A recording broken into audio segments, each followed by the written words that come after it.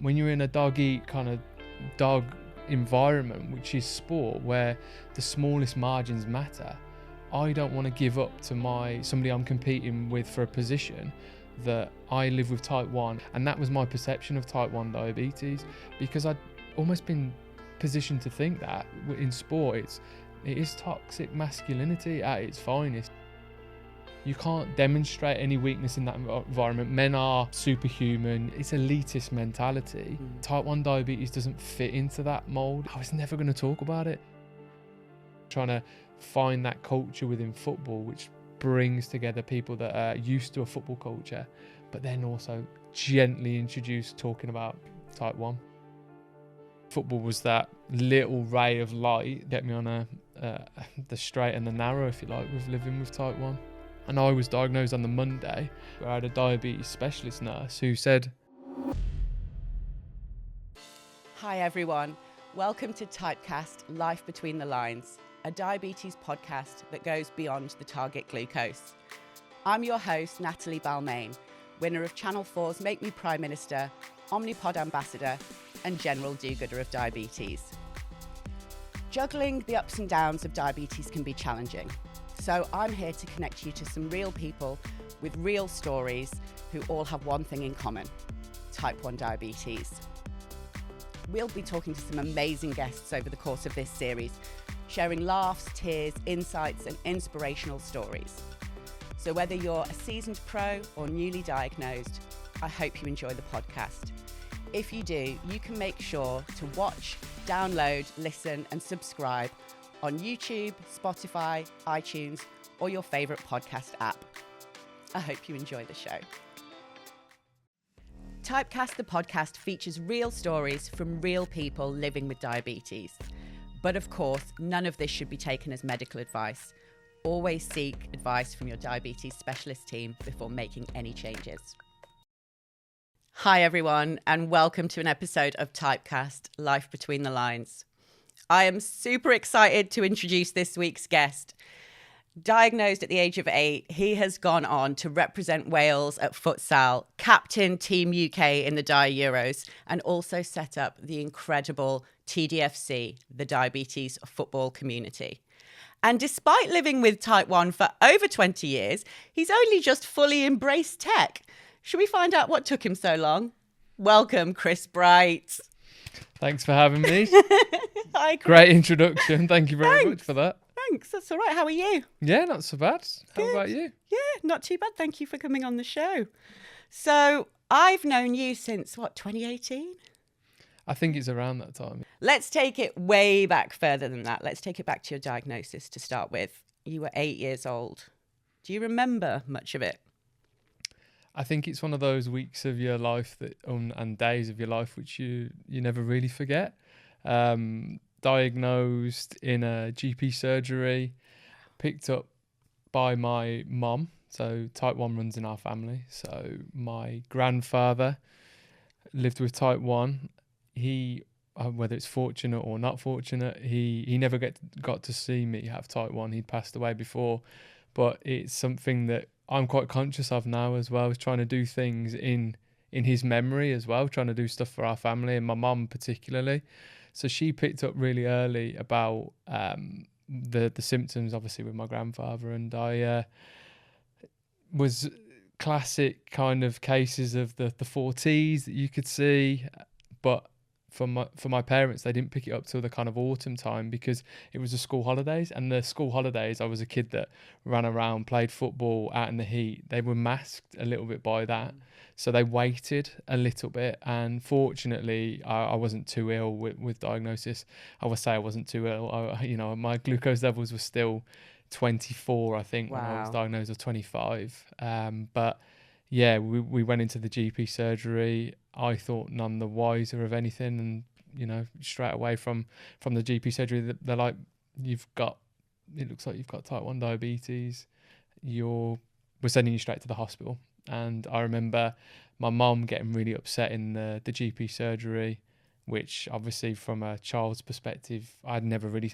The only time I'd seen my mum that upset before that was actually at the passing of my grandfather. Wow. And so naturally, as a child of 8 years old, I'm thinking, this is I'm at that, this is that place. So that was my, one of my first questions. I got upset as well. But then after that, it was kind of not long after anyway. It was, can I still play football as a key question. Was that the first question you really thought? It would have been, but it Yeah. wasn't in that moment, but it was not long after that moment. Because in that moment, I was just like, oh my God, what's going on? And I think my dad got called. We went straight off to the local hospital. And then I was in the local hospital for 4 days, which I think is unusual now. You don't see too many people with type 1 spending time in hospital for days and days. But when I was diagnosed in the 90s, and it might have been similar for you as well, Nat, it was just, that was par for the course, that you would actually spend time in hospital. And I was diagnosed on the Monday. I think I left the hospital on the Thursday and Friday.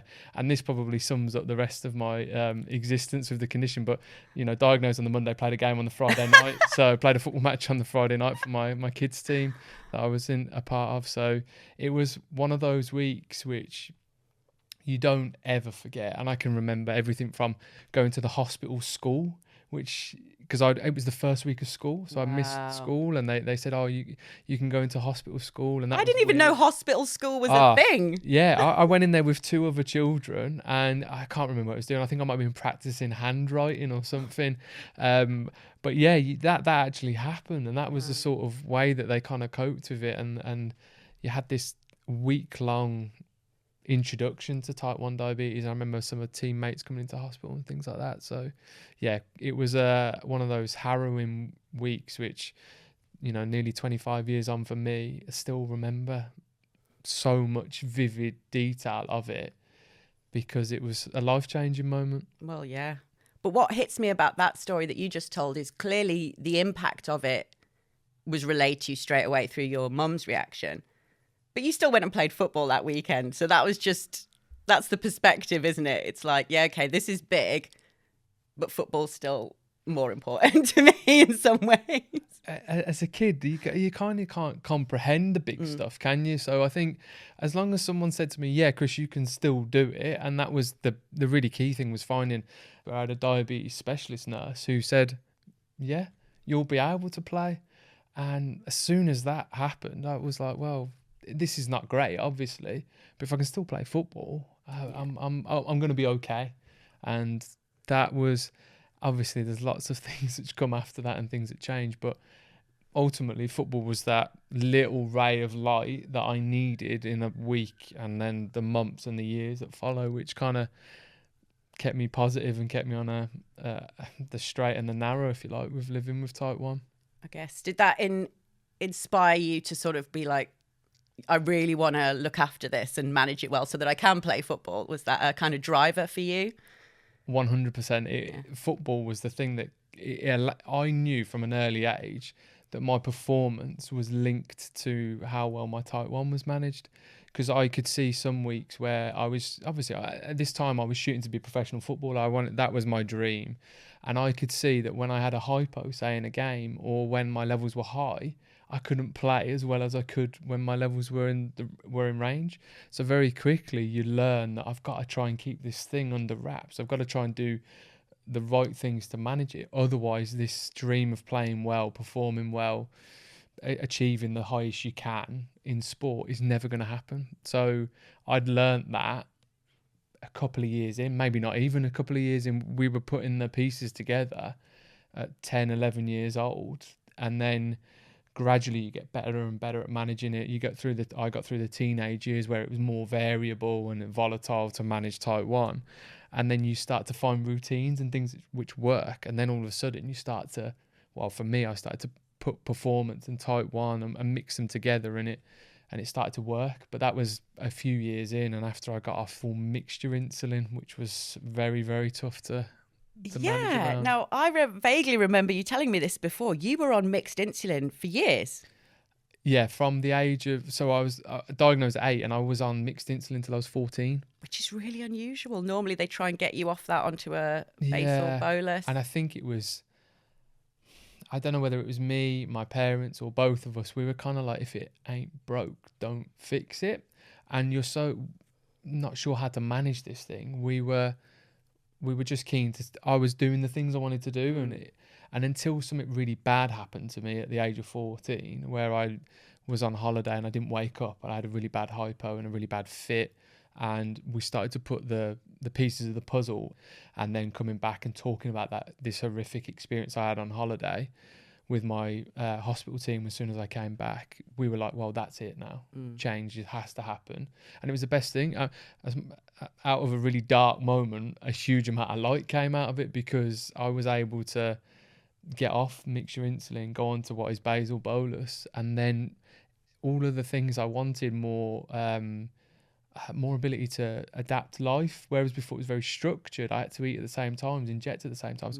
All of a sudden I could change the time I was eating, I could change the amount I was eating. It was and it gave me more consistency with my football as well. So it was a blessing in a really bad moment, but it gave some really big positives at the back end of that, as I was becoming a sort of middle-aged teenager, for want of a better word. Yeah. So I get what you're saying with that, about the not wanting to change something. If it's not broke, don't fix it. I'm sure a lot of people feel like that about their whatever therapy they're currently on. They might look at something else and go, that looks like it's good. But the idea of change is, because it's, you know, it's a lot to get your routine right and to get things right. And then if you're doing okay with it and you kind of go, that might make things better, but it also might just mess up my whole system. It is a big thing to change. Is that also why you kind of stayed on? Because you've only recently got on the pump. How long is it? It's under a year. And you've stayed on 8 or 9 months, and I've been on injections for 24 years. So what made you finally want to? Because I know for people who maybe haven't listened to you before, you have talked before about image. Now, image, sometimes we relate that to the girls and, you know, wearing dresses and this, that and the other. But actually, I think it's a really big subject for guys too. And possibly maybe it was in the environment you were in sports, where you're supposed to be Superman. I'm smiling. So what you're touching on there is exactly what was going through my head. When you're in a position where your body holds the keys to what you're trying to achieve and what you're trying to shoot for, it could be sport, it could be dance, music, all of that sort of stuff. We're actually signposting to something which could present at times a challenge or a potential weakness in your armor, is something you don't want to give up. When you're in a dog eat kind of dog environment, which is sport, where the smallest margins matter, I don't want to give up to somebody I'm competing with for a position that I live with type 1. And actually last night I was up having a hypo, and that will probably likely impact my performance today. But I'm not going to tell anyone, because I can't give that up in sport. I've got no other, if my dream is to play at this level and I've got to get past that person who's in my position, why would I show something which people could potentially think that might impact his performance, that might hold him back slightly? And that was my perception of type 1 diabetes, because I'd almost been positioned to think that in sport it is toxic masculinity at its finest. You can't demonstrate any weakness in that environment. Men are superhuman. It's elitist mentality. Type 1 diabetes doesn't fit into that mold. It doesn't demonstrate elitism and what you would showcase. So for me, I was never going to talk about it. And until I represented Wales in futsal, nobody really knew in the environment. I would say even your own team, or just your competition? Pretty much. I would try and keep it as quiet as I could anywhere. The national team coach didn't know I lived with type 1 until he picked me. So wow. The physio, I used to tell the physio, I live with diabetes, here's some dextrose tablets, don't worry about it, it's really chill, there's nothing that'll go wrong, I'll let you know if there's a problem. And that was how I used to do it everywhere I went. And sometimes I would never tell physios at football clubs. I thought, I'll just manage it. And often my mum and dad would come and watch a lot of games, so they could just throw glucose tablets onto the pitch. Non-league grounds, you can quite often get down the sides of the pitch, and they would just throw stuff on. Literally, they would come down my side, and my dad would launch them on. I'd take a few and just and carry on. So I did everything I could to not talk about it. And it was a long time until, and it took me to achieve what I thought was my summit in sport for me to feel like I could talk about it and share about it. So was that the change? That was the big moment, which was 2016 when I played for Wales for the first time. I thought, well, I played part-time football. I'd earned some money playing sport, and then I thought, I'm not going to do any better than this. Realistically, I'm not going to be a professional footballer at this stage. I've represented my country in futsal in a form of football. I'm probably not going to do any better than this. So what I've done here, I'm hoping now, if I talk about it and share it, I can find others like me that might be feeling the same way. They might have found the same challenges, the same difficulties, which I'm sure we'll come on to in a minute, because there definitely is. Yeah. But it was that moment which allowed me to take the chip off my shoulder. I was carrying a chip on my shoulder about it, and for living with a condition and never feeling like I could talk about it. And in that moment, really, it released me. Wow. And what I think is so amazing about that, you said that moment happened in 2016. Very quickly from starting to talk about it, you then decided you were really going to invest in the community. And by 2017, you'd set up TDFC, which fits into that same vein, doesn't it? You wanted to give other people that space to play football with their diabetes on display, I suppose, and giving them that safe community to do that. So can you tell us a bit more about how you came about with that idea and why you started it? Yeah, and there was a few things which played into it. So obviously my background was let me try and create this thing using my condition, my sport. Because I started to talk about it and actually embrace it, I started looking for it online. I went online, found the GB Doc, the diabetes online community. So I started to go, this is interesting. And then that also coincided with me opening up, talking to my clinicians a bit more. They told me about Daphne. I went on a Daphne course. So for the first time, I sat in a room with, 6, 7, 8 people living with type 1, started talking about this condition. I was like, this is all starting to make me think about how I could potentially take all of these different ideas, use the social media space, use this connection thing, which was just unique in a room with people living with a condition that I'd felt at Daphne, and put it into something which I felt was needed, which brought a tribe together and a community which was focused in on sport. And that's how the diabetes football community is formed. I use all of that culmination there, start sharing a little bit about me in amongst this bigger idea that this is always going to be bigger than my experiences and me. Hence why it's called the diabetes football community. I could have started a blog about me, but I wanted to do something which was more inclusive and got everybody involved. So I kicked off a Twitter or an X account in 2017 and just started from there. And it just rolled out, and you just saw this community of people that were like, wow, there's football and diabetes, you're mixing it together. And projects just kept coming out of that. You grew the social media thing, website, Facebook, Instagram. Wow. Then you start creating a men's team.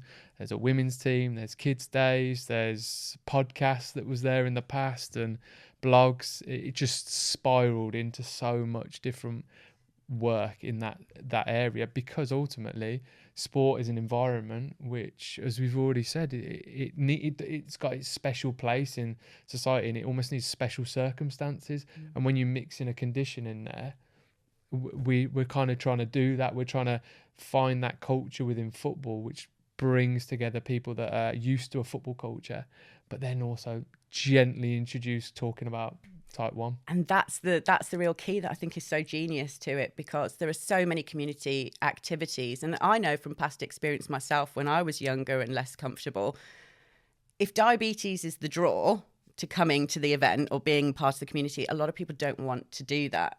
So having football as the draw, having that shared passion, come together, do this, but also you're going to meet people, and maybe it'll open your eyes to the community and the support, because peer support, it's what I go on about all the time. I always say it's one of the most important tools in your self-care kit, because I think that there's something like 1,800 and something hours in a year, and even if you see your clinician 4 times a year, 4 15-minute appointments is 1 hour, and the other 1,800 and something you're self-managing.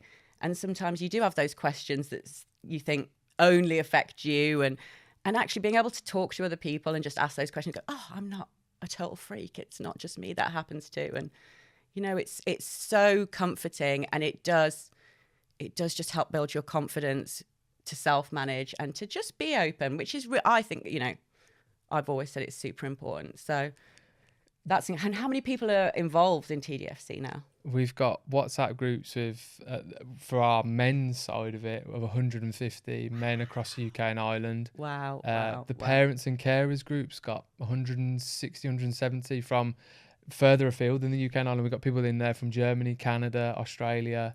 And then, so there's 350, 400 people involved, just really closely, directly. But then when you stretch it out to the people that come and visit our stuff online or message us and get involved in our online work, yeah, it's mad. There's so many people, spoken to so many different people over the world about, but in doing that, it just demonstrates that community within sport, which brings sport out first and then connects our conditioning gently, is something that's really lacking and something that was really needed. So I always thought the diabetes football community is just a blueprint of an opportunity to try and do things like this. And you could interchange the words. You could change it from the diabetes to the asthma football community, or you could change it to the diabetes tennis community. You could interchange the way, but ultimately the same things apply. We are trying to bring people together through interest first, and then gently talk about it. Because I was exactly the same as you now. If somebody had put something to me as a child that said, I'll come together with all these kids that are living with diabetes, I turned it down every single time it was offered to me. So if somebody had said, oh, we're doing a football thing and they're just playing football, but it's going to be with other type 1 kids.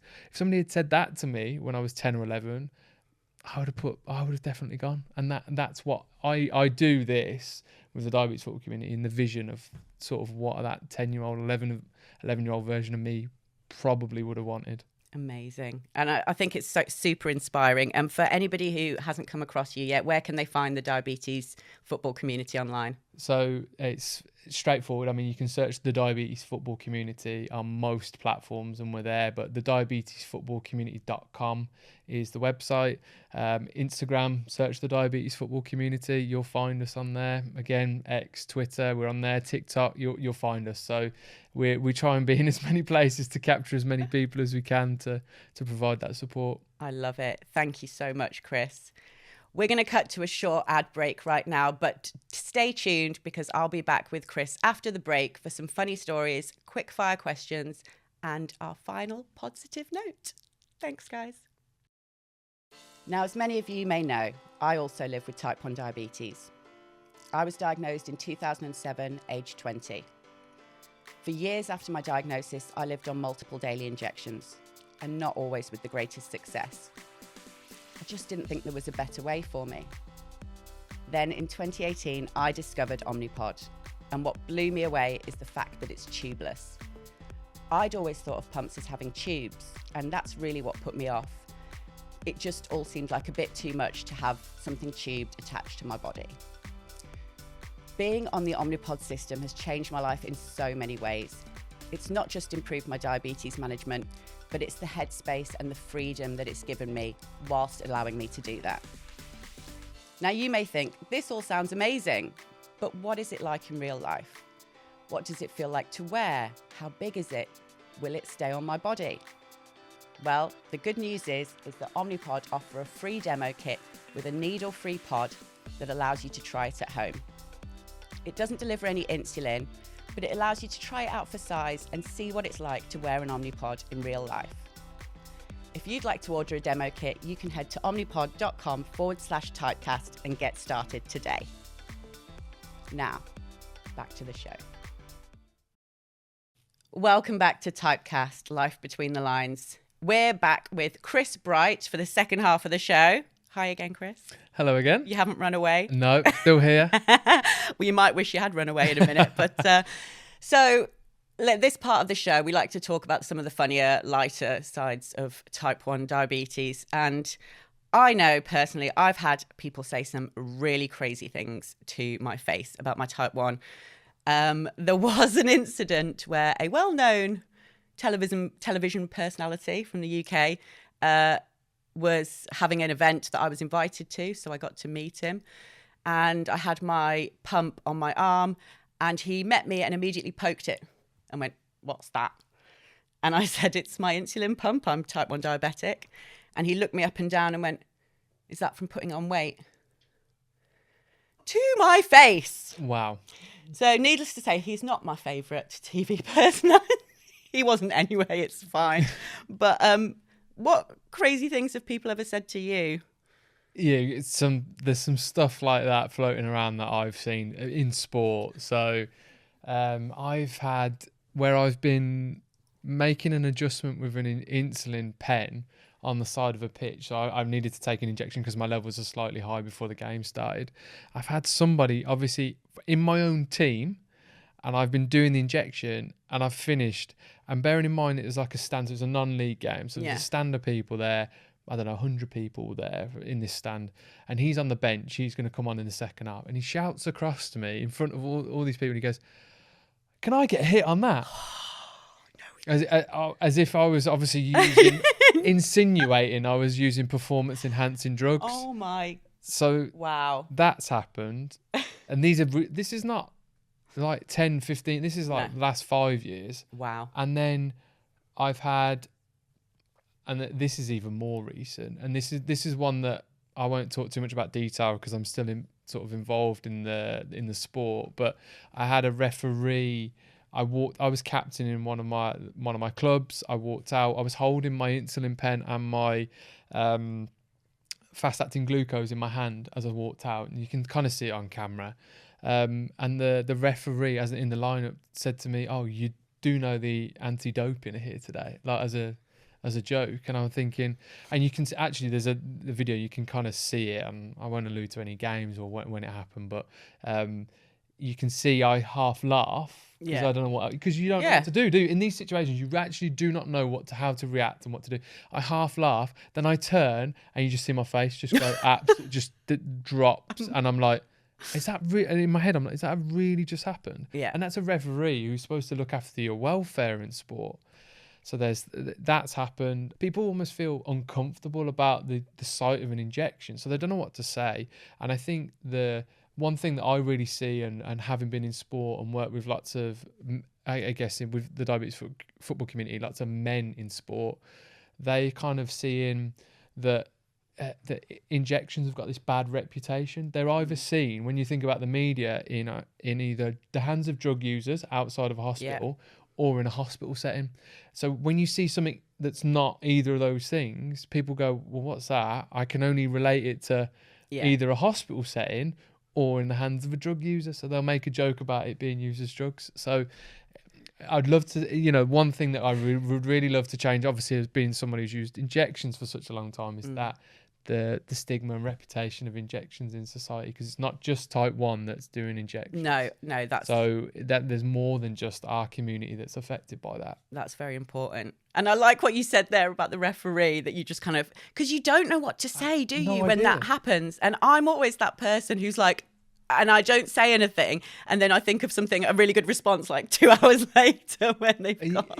No idea what to say, because you could cause a big scene in that space. I could have done all sorts with that. I could have reported it.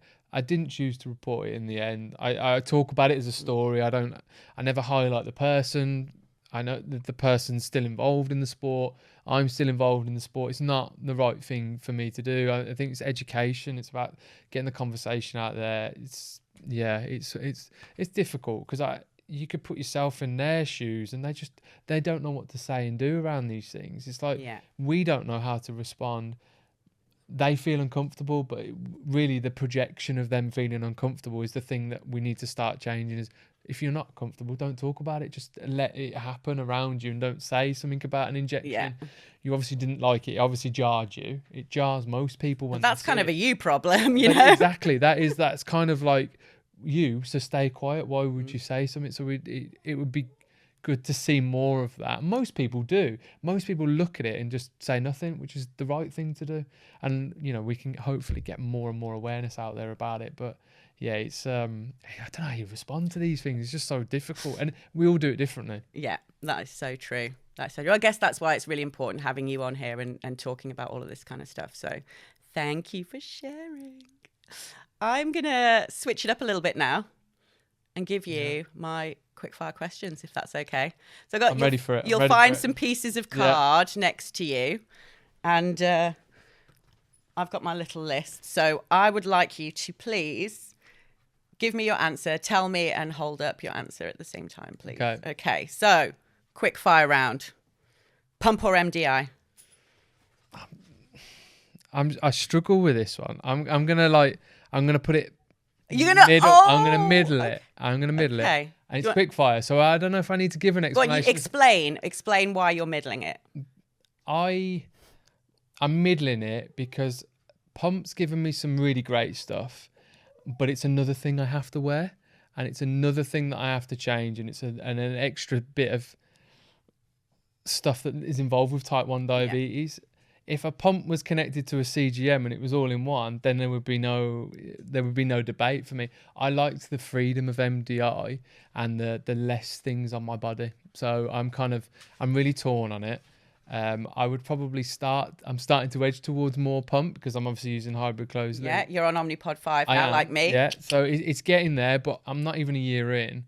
It would be unfair of me, I think, to try and choose between the two. I'll let that slide. Okay. All right, next question. CGM or finger pricks? Oh, this is an easy one. Nobody likes finger pricks. This is a really easy one, so it's definitely CGM. Nobody likes finger pricks. Nobody likes it. It doesn't matter where you are. If it's too cold, you can't get blood out of your fingers. If it's too hot, you can't get your fingers to stop bleeding. It's just, Yeah. Okay. Phone or text? Oh, I'm going to say text, I think. Oh, you're a texter. Yeah, I'm a texter, but I do chuck in the odd voice note every now and then as well. So it's kind of you could say that's a little bit phone call-ish, isn't it? But yeah, I would go text. Okay, text. All right. Insta or TikTok? I'm going to say... I'm going to go Insta. And the only reason I'm going Insta is because I'm so bad at TikTok and I need some lessons. So anybody listening, and there is people watching, there's a couple of people that I think might be able to teach me about TikTok, but I'm so bad on TikTok. I have to be honest, I'm not great on TikTok either. So maybe we need TikTok lessons. Yeah, I'm so bad on TikTok. It has to be Insta just because of how poor I am at TikTok. Okay. High or low? That's a difficult one. There's a couple of ways of answering this for me. Low is easier to manage when it comes to playing sport because it reacts quicker when you take on fast-acting glucose to get yourself back into range. My insulin is slow to react to bring me back down to high, so I can feel the effects on my performance for longer when I'm high. So we'll start there. So that's the caveat, because actually what I'm going to say is I probably prefer high because it's less, a low is a little bit more dangerous. Yeah. So, in my mind and the impact, it feels a little bit more dangerous to be low. So, but there is the caveat about, I think it flips around the other way for me when it comes to sport. Okay, so you're doing another. I'm doing another sitting on the wall. I sit sitting on the fence. Yeah, sit on the fence. I'm sorry, I've got some splinters now, but yeah, I'm sat on the fence with that one. Okay, I'm going to see if I can provoke you to give more definite answers with the next ones. Juice or sweets? Oh, easy. Sweets. Oh, you're a sweets man. If your hypo treatment is anything other than Haribo Tangtastics, which is actually what we've got in the bowl, just for you, which obviously must have known I was coming today. Yeah. If it's anything other than Haribo Tangtastics, it's wrong. It's just wrong. Okay. I joke. Obviously, there are plenty of other brands and other sweets available. Of course, yes. But that would be my hypo. That's your recommended hypo. That's the treatment. one where you sort of trying to half enjoy what you're eating when you're having a hypo. Last two, Crocs or not? Anybody who watches this that knows me, and it's funny at work, we have this conversation about these. and I am an absolute despiser of Crocs. Right. Well, I know what your answer is. So it is a definite not. I am with you on that. And they are like a fashion crime. I know. I can't believe, and even when you're wearing them at home, they're not fashionable. You can't wear them around the house. Imagine your friends turn up, unannounced, and you're wearing a pair of them. Genuinely. And what are those things that people stick on them? Are they called like giblets or jibbers, jibber jabbers? I don't know what they're called. I'll be interested to see what how other people respond to this, on the podcast. I can't. I know. Well, when we need a running total of who votes. Okay, with every episode, we'll have. I want to know who votes for Crocs, and I will have a conversation. I'll have a conversation. Can we get a running total of Crocs or not? Equally, it might just be that I'm so unfashionable now. No, I'm way off it, and Crocs are apparently in fashion. So I'm happy to be persuaded otherwise, but in my opinion, they're miles off. You're not going to be persuaded by me. They're miles off it. Okay, that's fine. Okay. We're in agreement. We're in agreement on this. That's the main thing. Okay, last one: HbA1c or time in range. Oh. I will go HbA1c. You know what? I'm in agreement with that actually, because actually time in range depends on what you set your range as. If you set your range as 3 to 15, you're probably going to be 100% in range, aren't you? Yeah. So that's always my thinking on it. I think you can't cheat in HbA1c. Yeah, and I've grown up with HbA1c, and it's been quite. When you've lived with it for as long as we have, you kind of go, well, that is the measure, and it has actually been accurate at telling me where I am in my life and how well connected and how well I'm actually doing with managing it. It's not been wrong. It's told me, I've had HbA1cs of 70, 80 when I was younger. And it was right. I was off it, and I wasn't as good as I could be with managing the condition at that time in my life. So it was in a time where we didn't have all this tech around us. It was a measure, and it was a measure which gave us an indication of what was going on. So we can talk about how people respond to it, how people talk about it, but it has been a reliable measure for how I'm doing, which has guided me all this time. So time in range is new, and I think it's positive, and I do look at it, and I'm here for it. It is useful, but I'm going to stick with my OG, which is HbA1c. Brilliant. And as always, we like to end our podcast on a positive note. See what I did there? And so, Chris, seeing as you were diagnosed at 8, I would love to know, what advice would you give your younger self now with all of your experience and hindsight? I think just an awareness that this is going to be a journey full of literal ups and downs. But if you keep on if you do the things that will keep you okay and carry the things around with you which you allow you to make adjustments to type 1 diabetes, you will be able to do anything that you put your mind to. That, I think, if I'd have been able to hear that you just got to prepare, you've just got to carry the things around with you which will allow you to make adjustments to whatever's going on and however you're feeling and whatever you've got going on with your type 1, and then after that, if you've got all that, you can do whatever and you'll achieve whatever you want. Put your mind to it. I think that's all I would have. That's genuinely what would have made the biggest difference to me. It would have taken away a lot of the anxiety about what's next and how's this going to affect my future, and am I going to be able to achieve the things that I want to achieve in my life. So I think just trying to relinquish some of that pressure and that doubt and that worry and that anxiety that I felt as a kid, that is this changed everything? Has this made my life nowhere near what I thought I had? So I think that's what I would have said to my younger self. I think that's pretty amazing. Thank you. Thank you so much for coming on the show today, Chris. I'm sure everybody's going to have been really inspired to hear your story. And if they don't follow you already, where can they follow you? So following me on Instagram, I'm at Chris Brighty1. On X or Twitter is the same, at Chris Brighty1. And it's the same on TikTok as well. So brilliant. All those places I tend to do or try. As I said, on TikTok, I attempt to do something on there. But the other two, I'm not too bad on Instagram and X. So you might be better off following me. Following you on there. I'd probably follow me on there. TikTok, I might get better in the future. All right. Thanks ever so much, Chris. Thanks for having me. No worries. And we hope you've enjoyed watching Chris on today's episode. His handles will be in the description if you didn't catch them then. And of course, if you would like to appear on an episode of Typecast, you can email us at typecast@insulife.com. And I look forward to seeing you next week for another great episode. Until then, guys, keep doing what you're doing. You're amazing.